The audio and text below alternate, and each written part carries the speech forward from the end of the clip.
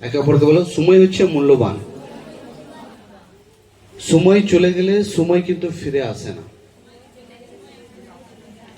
তাহলে আজ আমরা কিসের সম্পর্কে শিখবো? সময় সম্পর্কে। হিরে, সোনা, রূপো, মুক্ত, সবচেয়ে দাম হচ্ছে সময়। সবচেয়ে বেশি দাম হচ্ছে সময়। সময়ের অনুসারে যদি নিজেকে আমরা গড়ে তুলতে না পারি তাহলে কিন্তু কোনো লাভ নেই। কারণ বাইবেল থেকে দেখবো আমরা কি বলছি। ইপিসিও তার 5 অধ্যায় 16 পদ আমরা বার করব। ইপিসিও 5:16 এখানে লেখা আছে, সময়কে বহুমূল্য মনে করুন, কেননা দিন হচ্ছে খারাপ।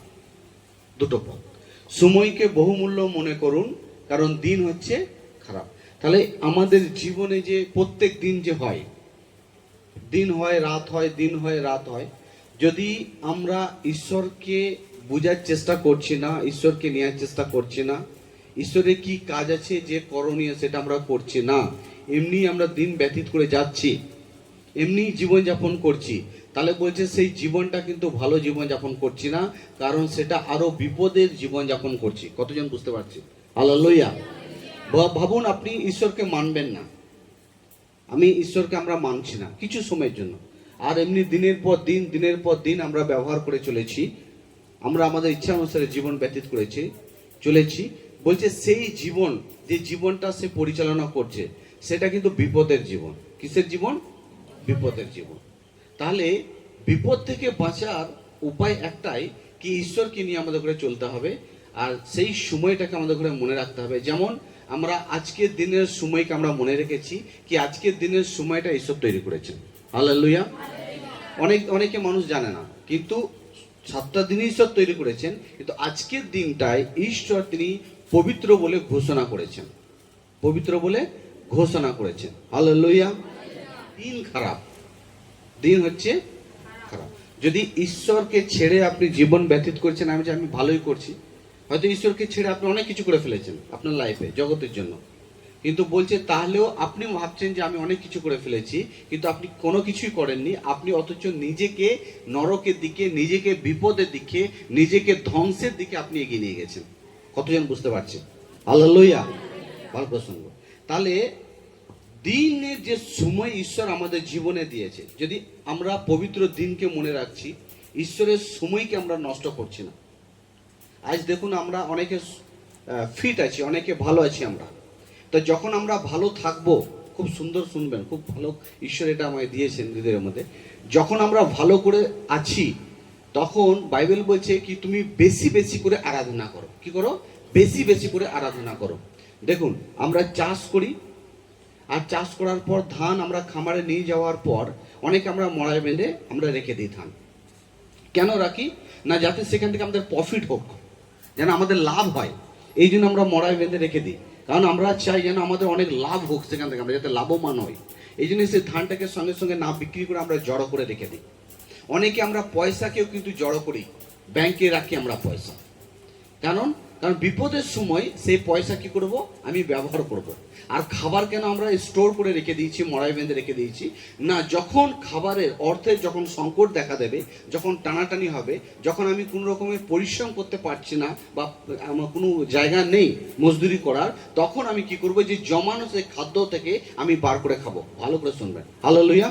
তাহলে তার জন্য আমরা খাদ্যকে স্টোর করছি, মড়াই বাঁধছি, আমরা জমা করছি, এবং আর্থিক টাকা পয়সাও কিন্তু আমরা অল্প অল্প করে আমরা জমা করে রাখি, যাতে যখন জীবনে যখন আমি কোনো মজদুর কাজ করছি না বা কোনো জব আমার কাছে থাকছে না, তখন আমি সেখান থেকে ভাঙিয়ে ভাঙিয়ে আমি জীবনযাপন করব, আমার ছেলেকে পালন পোষণ করব, আমি খাবো আর বেঁচে থাকবো। ঠিক? হালেলুয়া। ঠিক এইভাবেই ধার্মিকতা জীবনেও যে আমরা কর্ম, বিশ্বাস, আরাধনা, প্রশংসা, তালি বাজা যে আমরা করি, এগুলোকেও প্রভু বলছে তুমি জড়ো করো। হালেলুয়া। কি করো? জড়ো করো বলছে। তুমি আমরা প্রত্যেকবার আরাধনা করে করে করে করে আরাধনা 1, আরাধনা 2, আরাধনা 3, আরাধনা 4, আরাধনা 5, তাহলে অনেক আরাধনা করে করে কি হচ্ছে? আরাধনা জমা হচ্ছে। বিশ্বাস করে করে করে করে কি হয়? বিশ্বাস মজবুত হয়, মানে সেটাও কি হচ্ছে? জড়ো হচ্ছে। হালেলুয়া। তাহলে প্রভু বলছেন কি তুমি যখন ভালো আছো, তুমি আরাধনা করে করে এমন তুমি জমা করে রাখো কি তোমার জীবনে যখন খারাপ পরিস্থিতি আসবে, সেই আরাধনা গিয়ে সেই খারাপ পরিস্থিতিকে ঢেকে দেবে। কতজন বুঝতে পারছো? হালেলুয়া।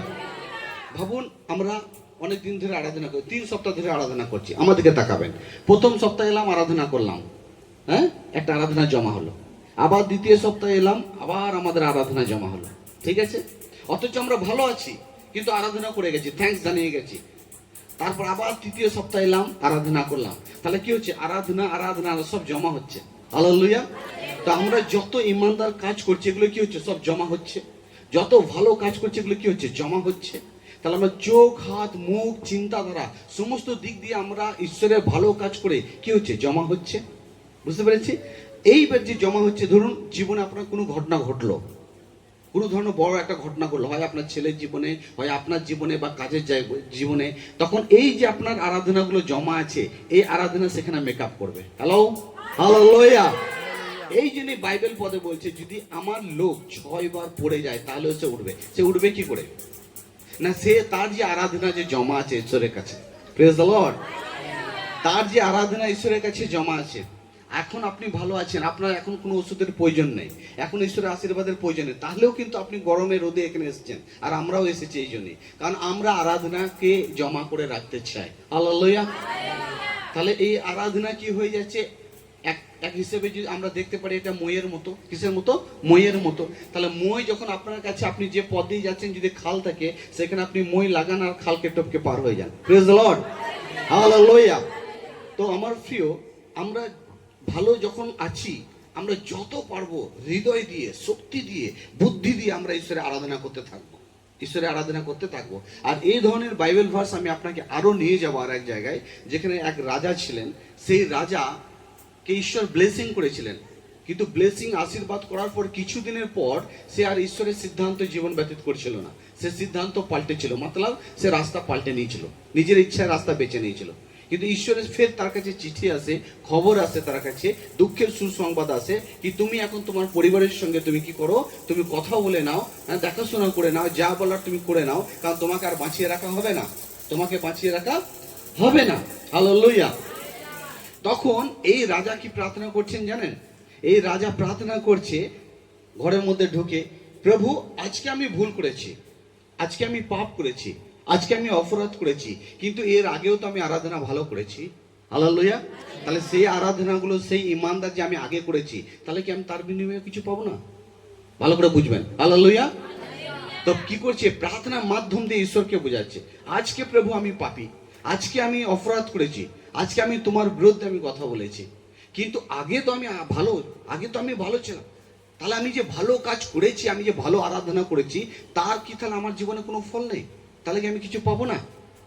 তখন সে রাজা যে আরাধনা করেছিল, তারও যে জমা হয়েছিল, তার পাপ যে ছিল, পাপের কারণে যে খাল হয়েছিল, সেখানে সেই আরাধনাটা কি হচ্ছে? ওখানে যাচ্ছে, আর তার দ্বারা সেটা ঢাকা পড়ছে।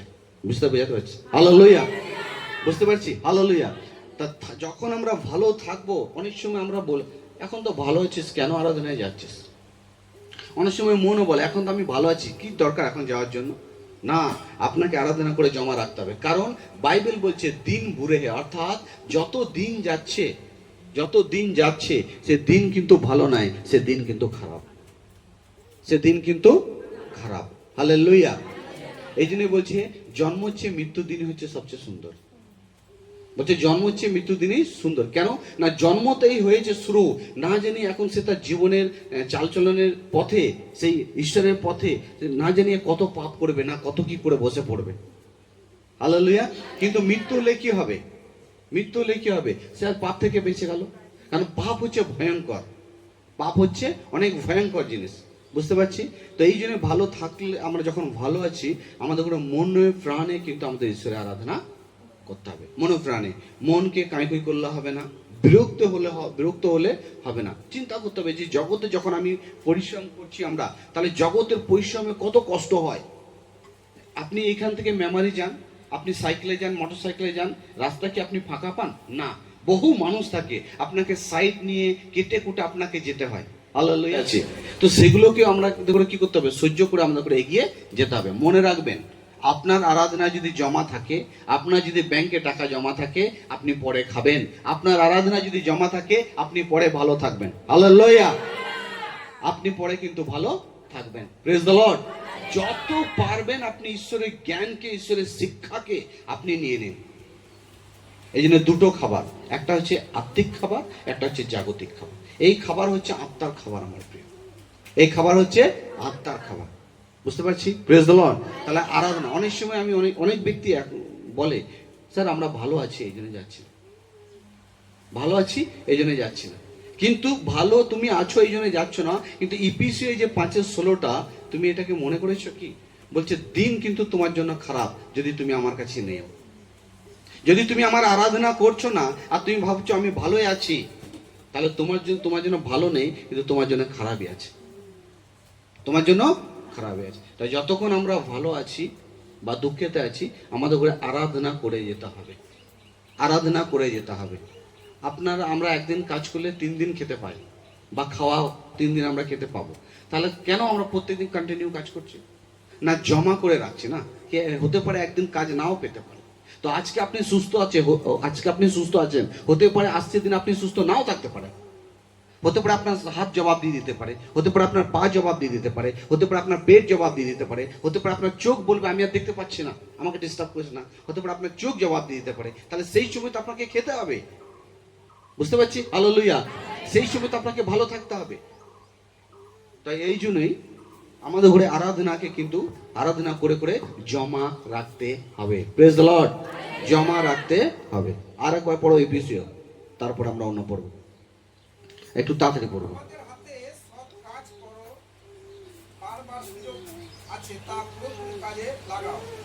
হ্যাঁ, একাল মন্দ। আজকে আপনার কাছে সুযোগ আছে, আজকে আপনার কাছে সময় আছে, কিন্তু পরে আপনি সুযোগ নাও পেতে পারেন। আজকে যারা মেডিকেলের মধ্যে ভর্তি আছে, আজকের ডেটে যারা ইমার্জেন্সি মেডিকেলের মধ্যে ভর্তি আছে, যারা কোমার মধ্যে আছে, যাদের একটু একটু জ্ঞান আছে, আপনি তাদের কাছে গিয়ে জিজ্ঞাসা করুন, ডাক্তার কি বলছে জানেন? আপনারা অনেক লেট করে ফেলেছেন, যদি আপনারা আরেকটু আমাকে সময় দিতেন, আগিয়ে নিয়ে আসতেন, আমি পেশেন্টটাকে বাঁচিয়ে ফেলতাম। তাহলে সেখানে কিসের প্রয়োজন হচ্ছে? সময়। হালেলুয়া। সময়ের প্রয়োজন হচ্ছে সেখানে সে জীবন মৃত্যু নিয়ে এসে লড়ছে, বলছে আর কিছুদিন আগে আপনারা আনতে পারলেন না, তাহলে রোগীটা বেঁচে যেত, কারণ এখন সময় শেষ। একটা পেশেন্টকে আমরা নিয়ে গেছিলাম, তো ডাক্তার দেখে বলছে 24 ঘন্টা আমি সময় নিচ্ছি, যদি 24 ঘন্টার মধ্যে ফেরে তাহলে ভালো, নাহলে কিন্তু আমি আর বাঁচাতে পারবো না। তাহলে কিসের অভাব? সময়ের অভাব। হালেলুয়া। প্রত্যেক ব্যক্তি যেভাবে আমরা কর্ম করি জগতের, প্রত্যেক ব্যক্তি ঠিক এইভাবে যেন আমরা ধার্মিকতার জীবন ব্যতীত করে যেন আমরা চলতে থাকি। মনে রাখবেন, আপনার দুঃখ, আপনার যে খাল, আপনার আরাধনার দ্বারা সেটা কি হবে? পূরণ হবে। হালেলুয়া। হালেলুয়া। আপনি ধার্মিকতার জীবন ব্যতীত করছেন আর আগেও করবেন, আপনার জীবনে লাভই কিন্তু নিয়ে আসবে। যদি আমরা ঈশ্বরকে ছেড়ে দিই, এমনি আমরা জীবন যাপন করি, তাহলে প্রভু বলছে সে লাইফ কিন্তু অনেক ডেঞ্জারাস লাইফ, সে লাইফ অনেক বিপদের লাইফ। সেই জীবনের কোনো দাম নেই, সেই জীবনে কোনো দাম নেই। এই যে প্রভু যীশু খ্রিস্ট বলছেন যে হৃদয়ের মধ্যে বাক্য নেই, সেই হৃদয়ে আমি নেই। যে হৃদয়ের মধ্যে ঈশ্বরের শিক্ষা নেই, সেই হৃদয়ে কিন্তু প্রভু যীশু খ্রিস্ট নেই। আপনি যতই যিশু করুন, সেই হৃদয়ের মধ্যে কোনো ঈশ্বর নেই। বুঝতে পারছি? তাহলে আমাদের ঘরে কি করতে হবে? ঈশ্বরের জ্ঞানকে এবং আরাধনাকে আমাদের ঘরে করে চলতে হবে, এগিয়ে যেতে হবে। আপনি ভালো থাকুন বা দুঃখে থাকুন, আপনি আরাধনা করতে থাকুন, আপনার জীবনে লাভই হবে। আমেন। তারপর আমরা পড়ব কুলুসীয় 4:5-6। কুলুসীয় 4:5-6। আজকের দিনে দেখুন অনেকে ভালো আছে, তো ভালো আছি যখন, চলো ঈশ্বরের আরাধনা করি।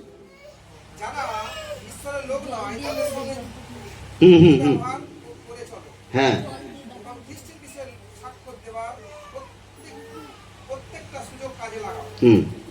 বাস বুঝে গেছি। এইখানে শুনুন, এইখানে বাইবেল পদ বলছে কি যারা ঈশ্বরের আরাধনা করে না, যারা অনেক ভালো মানুষ আছে, তাদের ঈশ্বরের সঙ্গে কোনো ইয়ে নেই, বলে আমার ঈশ্বর দরকার নেই, আমি তো ভালোই আছি, আমি খাবো দাবো, বাস আমাকে এইভাবেই চলতে হবে। কিন্তু শাস্ত্র যিনি তৈরি করেছেন উনি তো এইভাবে বলছেন না, উনি তো আমাদের ছাড় দেননি। উনি বলছেন 6 দিন তুমি কাজকর্ম করো, কিন্তু 7 দিনের দিন তোমাকে আমার জায়গায় উপস্থিত হবে, আমার কাছে উপস্থিত হবে। আজ আপনি কার কাছে এসেছেন? চার্চে? না, আপনি আজ প্রভুর কাছে এসেছেন। হালেলুয়া। আজ প্রভুর কাছে এসেছি, আজ আমাদের হৃদয়ের বিচারের জন্য এসেছি। হালেলুয়া। আজ আমরা হৃদয়ের কথা বলতে এসেছি, আমরা প্রভুর কাছে হৃদয়ের পরিস্থিতিকে বলতে এসেছি, আমাদের চালচলনকে বলতে এসেছি, আমাদের ফিলিংকে, অনুভবকে বলতে এসেছি কি প্রভু আমি যে চিন্তা করছি সেটা উচিত, না প্রভু আপনার চিন্তাটা নেওয়া উচিত। আজ সব কিছু আমরা প্রভুর কাছে সমর্পণ করতে এসেছি। আজ আমরা আসি না, আজ আমরা হৃদয়কে নিয়ে এসেছি প্রভুর জায়গায়। বুঝতে পারছি? হালেলুয়া। আরাধনা কিন্তু জমা করে রাখতে হবে। তো এখানে বলছে বুদ্ধিমানের সঙ্গে তুমি, যারা ঈশ্বরের আরাধনা করে না তাদের সঙ্গে কিন্তু যে মেলামেশা তুমি করছো, বুদ্ধিমানের সঙ্গে তাদের সঙ্গে মেলামেশা করো, বুদ্ধিমানের সঙ্গে মেলামেশা করো। প্রথমে আমি বললাম কি করতে হবে? জমা করতে হবে। বিশ্বাসের জমা রাখো। হালেলুয়া। তালি বাজানো জমা রাখো, আরাধনা জমা রাখো, প্রার্থনা জমা রাখো। সব তোমার জমা থাকুক কার কাছে? ঈশ্বরের কাছে। যাতে যেদিন তুমি কোনো পাপের দ্বারা বা হোঁচটের দ্বারা, কোনো রোগের দ্বারা যখন তুমি ফেসে যাবে, পড়ে যাবে, সেই সময় তোমার আরাধনা, তোমার বিশ্বাস তোমাকে কি করবে? আবার দাঁড় করাবে। আমেন। আবার দাঁড় করাবে। হালেলুয়া। তাহলে যারা প্রভুর আরাধনা করে না তাদের সঙ্গে আমাদের করে বুদ্ধিমানের সঙ্গে কিন্তু ব্যবহার করতে হবে। তার সিদ্ধান্ত মতো চললে হবে না, তাদের কথা মতো চললে হবে না। হ্যাঁ, আমরা তার কথা শুনবো যারা ঈশ্বরের কথা শোনে। যে ঈশ্বরের কথা শোনে না তার সঙ্গে গেলে হবে না, তার সঙ্গে চললে হবে না। যারা আজ দেখবেন যারা প্রভুতে নেই আর যারা প্রভুতে আছে, তাদের দুজনের মাথা কিন্তু এক নেই, দুজনের বুদ্ধি কিন্তু আলাদা আলাদা। যারা নাঙল চষে, এই দুটো গরু যদি সমান না হয় না, একটা এদিকে টানবে তো একটা ওইদিকে টানবে, সে চষতে পারবে না। এই জন্য যিনি চষেন তিনি আগেই দুটোকে সোজা করে নেন, যাতে দুজনেই যেন শুনে সমানভাবে টানে। হালেলুয়া। হালেলুয়া। নাহলে উল্টো পাল্টা হয়ে যাবে, জমি আপনি চষতে পারবেন না। তো এই জন্যই যারা প্রভুকে জানেনি তাদের সঙ্গে কিন্তু আমাদের কথাবার্তা, আমাদের চিন্তাধারা এক কিন্তু কোনোদিন হবে না। এই জন্য বলছে বুদ্ধিমানের সঙ্গে তোমাকে চলতে হবে, বুদ্ধিমানের সঙ্গে। আর যারা প্রভুকে আঁকড়ে ধরে রেখেছে তারা কিন্তু কোনোদিন নিজেকে একা মনে ভাববে না। কিন্তু যারা এখনো প্রভুকে আঁকড়ে ধরতে শিখিনি তারা কিন্তু এখনো কোনো না কোনো মানুষের উপরে ভরসা করে তারা জীবন ব্যতীত করছে। আমি বলে দিচ্ছি হালেলুয়া। কোনো না কোনো মানুষের উপরে ভরসা করে তারা জীবন ব্যতীত করছে। বুঝতে পেরেছি? Praise the lord. তাহলে কিসের সঙ্গে? যারা প্রভুকে জানে না তাদের সঙ্গে বুদ্ধিমানের সঙ্গে ব্যবহার করতে হবে। নির্বুদ্ধি হলে হবে না, বুদ্ধিমানের সঙ্গে। কি সামনের ব্যক্তি কি ঈশ্বরের আরাধনা করে ওনাকে শ্রদ্ধা করে কি করে না? হালেলুয়া।